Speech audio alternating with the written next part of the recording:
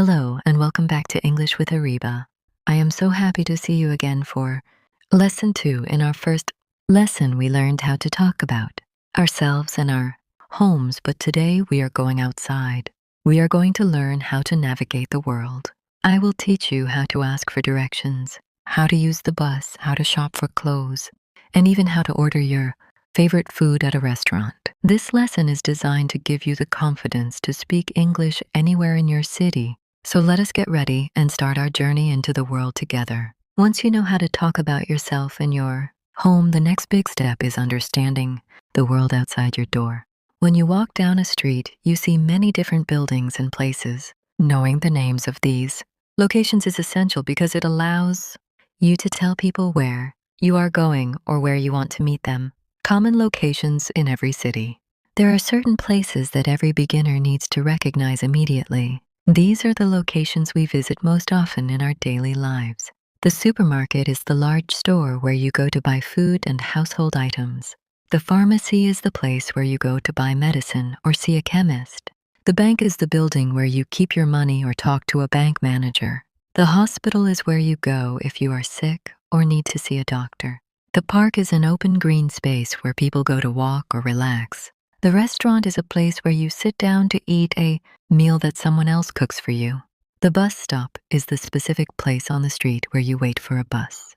The school or the university is the place where people go to learn. Using the word to with places. When you want to say you are moving toward one of these locations, you use the word to.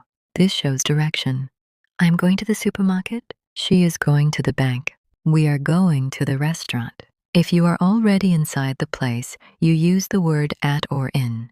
I'm at the park. He's in the pharmacy, describing the place. You can use the describing words we learned earlier to give more detail about where you are. This makes your English sound much more advanced and helpful to the person listening. This is a very big hospital. That is a small, quiet park. I am going to the new restaurant. Asking where someone is going. To understand the plans of your friends or family, you can ask a simple question. Where are you going? Where is the bank?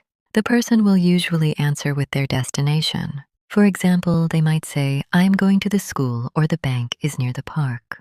Real-life scenario practice. Imagine you are standing outside your house and you see a neighbor. You say, hello, good morning. Your neighbor says, hi, Areeba, where are you going? You reply, I am going to the supermarket because I need some food. Your neighbor says, that is good. I am going to the bank. You say, okay, have a nice day, and they say, you too, goodbye. This conversation shows how knowing just a few names of places can help you have a full interaction while you are out walking. Practical exercise for your success. Think about the places you visited yesterday or the places you plan to visit tomorrow. Say the sentences out loud as you imagine yourself walking there. I'm going to the pharmacy. I'm at the bus stop. I see a big school. I am going to the park with my brother. By saying these names out loud while thinking of the actual building, you train your brain to stop translating and start identifying your surroundings directly in English. This builds massive confidence for when you are actually out in public. Now that you can name the places in your city, you need to know how to find them. Asking for and giving directions is one of the most practical skills you can have. It allows you to move around a new city without getting lost and helps you guide others when they are looking for a specific location. Basic direction words. When you are walking or driving, there are 3 main movements you need to know. Go straight means you do not turn, you just keep moving in the same direction. Turn left means you move toward the side of your left hand. Turn right means you move toward the side of your right hand. You can combine these with distance to be more specific. For example, you can say go straight for 2 minutes or turn left at the next street. Understanding prepositions of place to describe exactly where a building is located in relation to another building. We use these helpful words. Next to means the buildings are side by side with nothing in between. Across from means the building is on the other side of the road. Near means it is close, but maybe not touching the other building. Between means the building has one thing on its left and another on its right.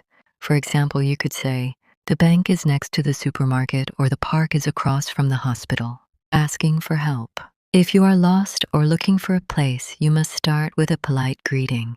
Then you use a specific question.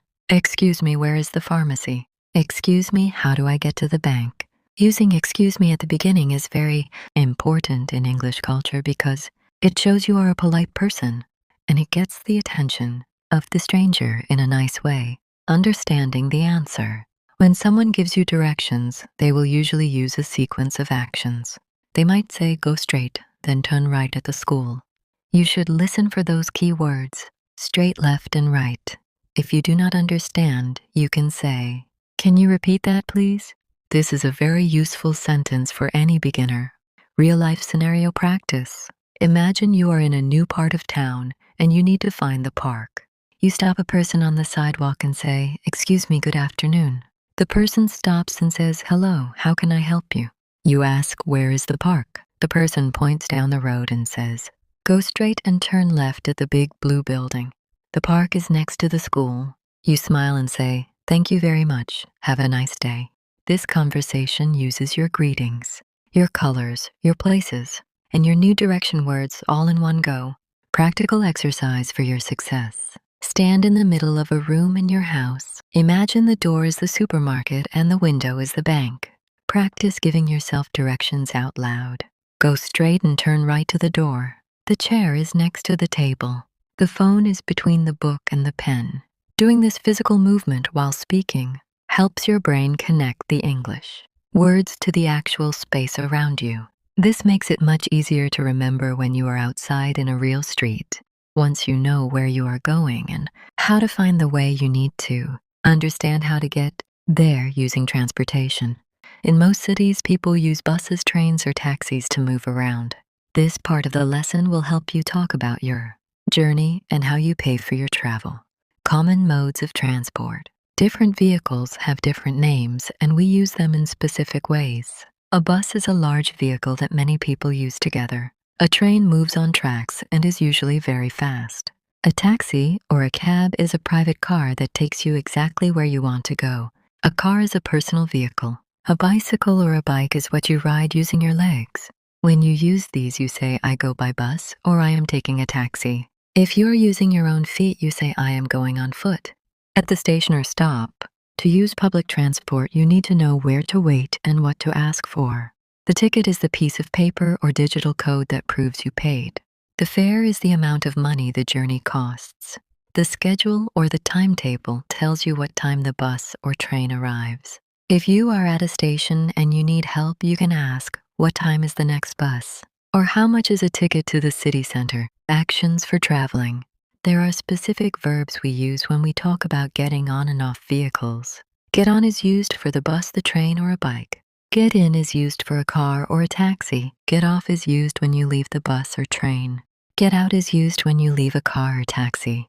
For example, you say, I am getting on the bus now, or I need to get out of the taxi at the bank. Asking about the journey. Sometimes you need to know how long the trip will take so you are not late. You can ask, how long does it take? Or is this the right bus for the park? The driver or a passenger might say it takes 10 minutes or, yes, stay on the bus for 3 more stops. Real-life scenario practice. Imagine you are standing at a busy bus stop. You see a bus coming, but you are not sure if it goes to the hospital. You ask the driver, hello, excuse me, does this bus go to the hospital? The driver says yes, get on the bus. You ask, how much is the ticket? The driver says it is $2. You pay and say, thank you, tell me when to get off, please. The driver smiles and says, no problem. This scenario combines your polite greetings with your new travel vocabulary and questions. Practical exercise for your success. Think about how you move around your city every day. Describe your travel routine out loud using these new words. I get on the bus at 8 in the morning. The ticket is small and white. I get off the bus next to my school. I go to the park on foot. When you speak about your actual daily travel, it helps your brain store these words as useful tools rather than just a list of names. This is how you prepare yourself for real-world conversations in any English-speaking country. Now that you can travel to different places like the supermarket or a clothing store, you need to know how to interact with the people working there. Shopping is one of the best ways to practice your English because the conversations are usually short and follow a very specific pattern. Essential shopping vocabulary. When you enter a store, there are a few things you will see and use every time. The customer is you, the person who is buying things. The shopkeeper or the assistant is the person who helps you and takes your money. The price is how much money an item costs. The receipt is the small piece of paper they give you after you pay. The change is the money you get back if you give the shopkeeper more than the price. Asking for prices. The most important question in any shop is about the cost. In English, we use the phrase how much. How much is this? If you are holding one thing, how much are these? If you are holding many things like 2 pens or 3 apples, how much does it cost? Is another very common way to ask. The shopkeeper will usually answer with a number. They might say, it is $5 or these are 10 pounds. Describing what you want. Sometimes you cannot find what you are looking for. You can use your description words from earlier to help the assistant. I am looking for a small black bag. Do you have this in red? I want a large bottle of water. If the item is too expensive, you can say that is very expensive. If the price is good, you can say that is cheap. Paying for your items. When you are ready to buy, you go to the counter or the cashier. You can ask, can I pay with cash? If you have paper money and coins, do you take cards? If you want to use your bank card, the shopkeeper might ask, do you need a bag? And you can answer yes, please, or no, thank you. Real-life scenario practice. Imagine you are at a fruit stall. You see some beautiful red apples. You say, hello, how much are these apples? The shopkeeper says they are $3 for a bag. You say, okay, I want 1 bag of apples, please. You hand over a $5 bill. The shopkeeper gives you the apples and $2 back and says, here is your change. You say, thank you very much, have a nice day. This conversation uses your numbers, your colors, your places, and your new shopping phrases. Practical exercise for your success. Pick up 3 things on your desk or in your room and pretend you are buying them from a shop. Say the full conversation out loud. How much is this blue pen? It is $1. I will take it. Here is the money. Thank you for the receipt. Practice saying prices clearly. Make sure you distinguish between 15 and 50 when talking about money. This will help you avoid mistakes when you are actually spending your money in a real store. The weather is the most popular topic of conversation in the English-speaking world. It is a great way to start a small talk with a stranger at a bus stop or a neighbor in the park. Knowing how to describe the sky and the temperature will help you plan your day and your clothes. Describing the current weather. When someone asks, what is the weather like? You can use these simple words to answer. We usually start the sentence with it is. It is sunny when the sun is shining and the sky is clear. It is rainy when water is falling from the clouds. It is cloudy when you cannot see the sun because of the gray clouds. It is windy when the air is moving very fast. It is snowy when white ice falls from the sky in winter. Talking about temperature, along with the condition of the sky, we always talk about how the air feels on our skin. It is hot when you want to drink cold water and wear a t-shirt. It is warm when the weather is pleasant and not too hot. It is cool when you might need a light jacket. It is cold when you need a big coat and a scarf. The 4 seasons. The year is divided into 4 parts, and each one has a different feeling. Spring is when flowers grow and the weather becomes warm. Summer is the hottest time of the year when children often have holidays. Autumn or fall is when the leaves change color to red and brown and fall from the trees. Winter is the coldest season when it often rains or snows. Connecting weather to your plans. The weather often decides what we do. You can use the word so to connect these ideas. It is rainy, so I will stay home.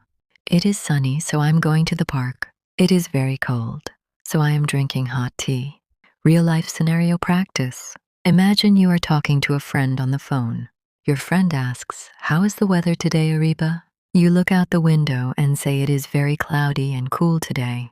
I think it will rain later. Your friend says, oh, here it is very sunny and hot. You reply, that is nice, you should go to the park then. This conversation uses your feelings, your places, and your new weather words to have a natural discussion. Practical exercise for your success. Every morning when you wake up, look out the window and describe the weather out loud in English. Today it is sunny and warm. The sky is blue and there are no clouds. I will wear a white shirt because it is hot. By doing this every day, you make the weather vocabulary a part of your morning routine. It helps you practice observation and description at the same time. Now that you can talk about the world around you and the weather, it is time to talk about what you love to do. Hobbies are the activities you do for fun when you are not working or studying. This is the best way to make friends because people love to share their interests. Common hobbies and activities. In English, we use specific phrases to describe our favorite pastimes. Most of these use the ing ending because they describe an ongoing interest. Reading books is when you enjoy stories or learning from paper or screen. Listening to music is when you use your ears to enjoy songs or instruments. Cooking is when you enjoy making food in the kitchen. Playing sports like football or cricket or badminton. Traveling is when you like to visit new cities or countries. Photography is when you enjoy taking photos with a camera or phone. Watching movies is when you enjoy stories on a television or at a cinema. Expressing your likes and dislikes. To tell someone what you enjoy, you use simple but powerful words. I like for things you enjoy. I love for things you enjoy very much. I don't like for things you do not enjoy. My favorite hobby is followed by the activity. For example, you can say, I like cooking, but I don't like washing dishes, or my favorite hobby is reading English books. Asking others about their hobbies. To keep a conversation going, you should ask the other person about their life. What do you do in your free time? What are your hobbies? Do you like playing sports? What is your favorite movie? If someone asks you these questions, you can answer and then say, what about you? To show you are interested in them too. Real-life scenario practice. Imagine you are meeting a new student in your English class. You say, hello, my name is Areeba. What is your name? They say, hi, I am Ali, nice to meet you. You ask Ali, what do you like to do in your free time? Ali says, I love playing football and listening to music. What about you? You reply, I like reading and I love cooking for my family. Ali says, that is great. Maybe you can cook for us one day. You both laugh and say, sure, why not? This conversation uses your greetings, your family words, and your new hobbies vocabulary. Practical exercise for your success. Write down or say out loud 3 things you love and 1 thing you do not like. Use full sentences. I love learning English with my friends. I like watching sunset in the park. I love drinking hot coffee in winter. I don't like waking up very early on Sundays. When you connect your real hobbies to English words, you start to build a personality in your new language. You aren't just repeating words anymore. You are telling people who you are. You have finished the 2nd lesson of your English journey. You now have the power to leave your house and survive in an English-speaking world. You can find a building, ask for directions, use a bus or taxi, buy items in a shop, order a delicious meal, talk about the weather, and share your hobbies with new friends. This is a massive improvement in your communication skills. Reviewing the key phrases. Before we finish, let us look at the most important sentences from this lesson that will help you every single day. Where is the? Use this for any place you need to find. How much is? Use this for any item you want to buy. I would like. Use this to be polite when ordering food or asking for things. It is. Use this to describe the weather or the temperature. I love. Use this to share your personality and interests. The importance of consistency. Learning English is like building a house. In Lesson 1, we built the foundation. In Lesson 2, we built the walls. Every time you practice, you are adding more strength to your skills. Do not worry if you forget a word sometimes. Even native speakers forget words. The most important thing is that you keep speaking and keep trying. Planning your next step. Now that you have these tools, you should try to use them in a real way. I will practice my directions. I will watch a movie in English. I will name the places I see today. By using the word will, like we learned, you are making a promise to your future self that you will continue to get better. The final goodbye for Lesson 2. It is time to end this lesson. You should be very proud of yourself for completing all 8 parts.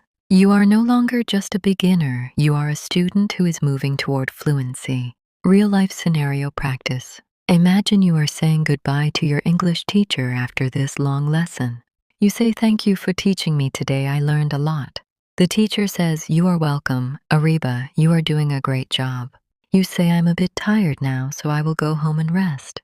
The weather is very nice, so I will walk through the park." The teacher says, "That sounds like a great plan, see you next time." You say, "See you later, goodbye." Practical exercise for your success. To finish this lesson properly, stand in front of a mirror and tell yourself 3 things you learned today. I can ask for directions in English. I can order food at a restaurant. I can talk about my favorite hobbies. You have completed Lesson 2. Your vocabulary is growing and your confidence is shining. Keep practicing, and I will see you in Lesson 3. You did an amazing job today. You now have the skills to travel, shop, and eat out using only English. This is a very big step in your learning journey. Remember that the secret to speaking well is to practice these phrases while you are actually outside. Try naming the buildings you see or checking the weather in English every morning. If you found this lesson helpful, please give this video a thumbs up and subscribe to English with Areeba. In the comments below, tell me what your favorite hobby is using the sentences we learned today. Thank you for watching, and I will see you in Lesson 3. Goodbye and have a wonderful day.